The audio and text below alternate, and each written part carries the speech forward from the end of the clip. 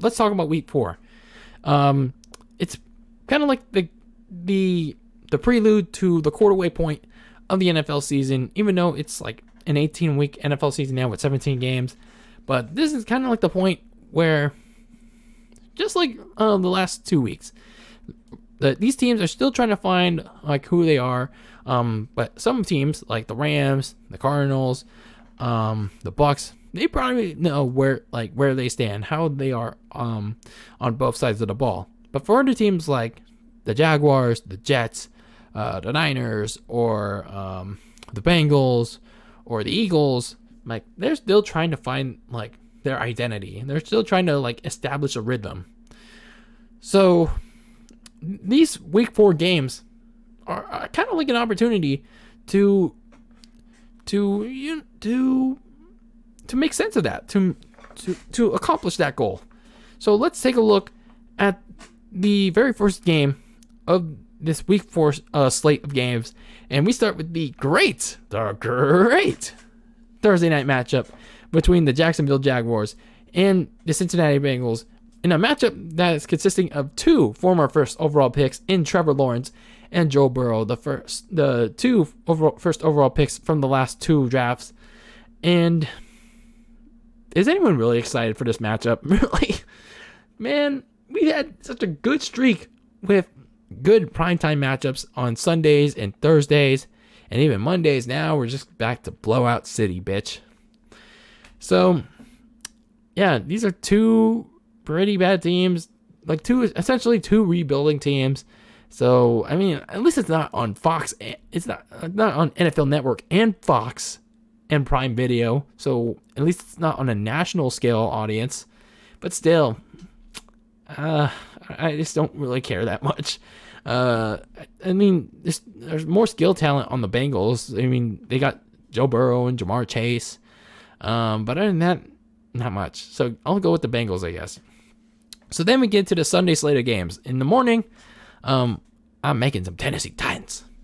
Go to beat the New York Jets. I'm picking the Tennessee Titans over the Jets.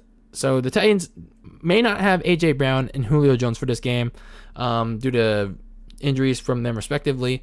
But still, that's not going to stop them from having a field day against this Jets team. But then you never know what can happen. But still, they still got the rushing champion Derrick Henry on their side, and expect them to have a field day on this non-existent Jets defense. And I imagine they can also get to Zach Wilson too. So then in Philadelphia, you got the Eagles hosting the Kansas City Chiefs. Both teams are looking to bounce back from their 2 gut-wrenching losses. The Chiefs, though, they have the biggest edge to get out of their funk. They're still pretty talented. You know, they got Tyreek Hill, Travis Kelce, Edwards-Helaire, Tyrann Mathieu. Sure, their secondary is sus, but the Eagles are they're just less talented and they're unable to overcome that much more talented Chiefs team. So I'm going with the Chiefs over the Eagles. So then, in probably a big game for both teams on Sunday, the Panthers take on the Cowboys. It's going to be a really tough test for Sam Darnold and this Panthers team. Probably this will probably be a deciding point on whether or not the Panthers are for real in the NFC South. Now, sure, it's still Tom Brady's division in the NFC South, but still, like, Sam Darnold and the Panthers could be like kind of like a dark horse in this division. So they're going to be going toe-to-toe with Dak Prescott in this offense, as well as their good defense. But even then, I think the Panthers will keep things close, but Prescott should do enough to help the boys pull away with a victory. So then, the New Orleans Saints return home. Yes, they're going back home to play in the Superdome to host the New York Giants. Now, as long as there's no Jameis Winston experience, no like 50-50 Jameis Winston, the Saints should have no trouble beating around a Giants team that's struggling on all sides of the ball. So give me the Saints. So then we got the Cleveland Browns taking on the Minnesota Vikings. Now, biggest question for the Vikings is, can they repeat their performance against the Seahawks and transfer it over to the Cleveland Browns? They're facing probably a really good Browns team that has Garrett, and Jadeveon Clowney on that front four. And on offense, you got Baker Mayfield and that two-headed running attack, Nick Chubb and Kareem Hunt. And even though that receiving core is missing Jarvis Landry, you still got Odell Beckham, who just returned in the game against the Bears. So it's gonna be I think it's gonna be closer than people think, but I'm gonna go with the Browns on this one. So then we got the Detroit Lions going to Chicago in that shithole that is Soldier Field to take on the Chicago Bears. I absolutely don't trust Matt Nagy at all with this Bears football team. So whether it's Andy Dalton or Justin Fields starting, and I also don't trust Matt Nagy starting either one of them because he absolutely sucks at coaching them. The Lions are going to do the taming in this one. They're going to tame the Bears in this one on their way to their first victory. And then down in Buffalo, the Bills stay home to take on the Texans. The Texans exactly didn't have the best game with rookie quarterback Davis Mills against the Panthers. But even then, that's good news for the Bills as they're going to be looking to completely dismantle whatever is left of the Texans with Josh Allen and their offensive attack. So give me the Bills in this game against the Texans. And down in Miami, the Indianapolis Colts travel to take on the Miami Dolphins. These two teams are inching and desperate for a win right now. The Colts are 0-3, and they need to get a win if they want to have a chance to compete for the AFC South against the Titans. And I already don't have an edge because the Titans already won one division game over the Colts, so they got to pick it up. They got to pick up that slack. The Colts are having that Carson Wentz syndrome. In other words, they're trying to find what Carson Wentz is going to show up for them. Miami, they could still be fighting with Jacoby Brissett at quarterback. They can be that underdog, that fighting underdog with Jacoby Brissett, or they can get the one that they got in week 2. But still, either way, we got to pick a team here to win. And I just see, I don't know, maybe the Colts will pull it off. I'm going with the Colts on this one. So down, we got the Washington football team taking on the Atlanta Falcons. The Washington defense has been really bad on these first 3 weeks of the season. And that Chase Young-led front four hasn't been doing so hot. But I think this could be the week that they could get right against a mid-Falcons offensive line. Matt Ryan could make things interesting. He's still playing at a very good level, despite the lack of talent around him. I don't think it'll be enough, though, to keep up with a potential bounce-back performance from the Washington quarterback, Taylor Heineke. So I'm going with Washington to win this game. So in the afternoon, we have the Seattle Seahawks going to San Francisco to Levi Stadium to take on the 49ers. And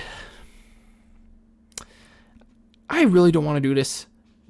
Is it bad to pick against my team? I really hate to do this, but I fear it's going to happen. And this is even against a team that struggled against a mid team against the Vikings last week. And I'm sorry to say this, but I got to pick the Seahawks on this one. And that's because the 49ers secondary sucks. They're just so bad right now. And Jimmy G is too on and off. That was the biggest indication was that game against the Packers last week. And Kyle Shanahan is just, I don't know. I'm kind of getting the sense that he's having trust issues with not just Jimmy G, but also Brandon Ayuk. He's also having trust issues with putting D Ford in there. I haven't heard his name at all in that game against the Packers. What is going on? What is going on with the 49ers right now? So I'm just wondering, can they beat a Seahawks team, especially on defense, that still has Russell Wilson, DK Metcalf, and Tyler Lockett? I don't know. I still believe they can, but objectively, realistically, the Seahawks may pull this off. I'm sorry to say it. So down in LA, the Rams stay home to take on the Arizona Cardinals in another NFC West matchup. Yes, this is the week that the NFC West matchups are running wild. I think it's gonna be a shootout between these two NFC West rivals. Kyler Murray and Matthew Stafford are gonna face off, and they're gonna just go lights out, balls to the walls on each other. I think the Rams will hold on to win in what should be a slugfest between these two teams. I think Stafford just has more experience in these kind of games against Kyler Murray and in general. So the Rams are going to win this game. the Pittsburgh Steelers are going up to the not so frozen tundra yet to take on the Green Bay Packers. Packers, whatever. So the Packers return home, and they're pretty much back to form.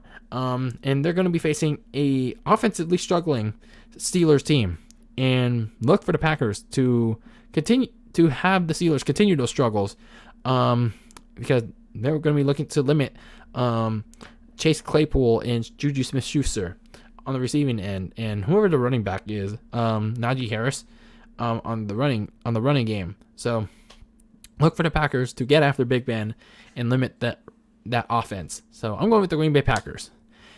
And in the last of the afternoon slate, the Baltimore Ravens take on the Denver Broncos.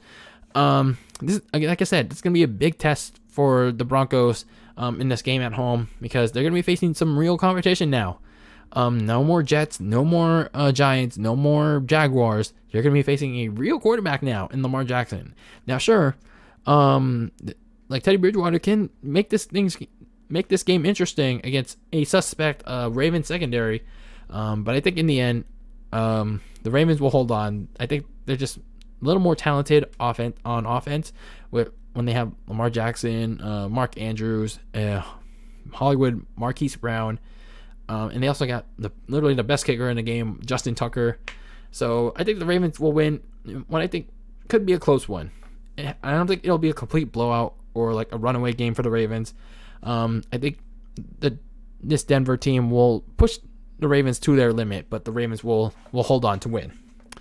So in probably one of the most anticipated games of the season, Tom Brady returns home to Foxborough on a Sunday night to take on his team that he's been with for the last 20 years before he decided to take his talents to Tampa, the New England Patriots. So all the media, all of his biggest fans, all of his biggest haters will be there live in attendance to see him face his longtime and former head coach Bill Belichick and his new boy toy Mac Jones in prime time.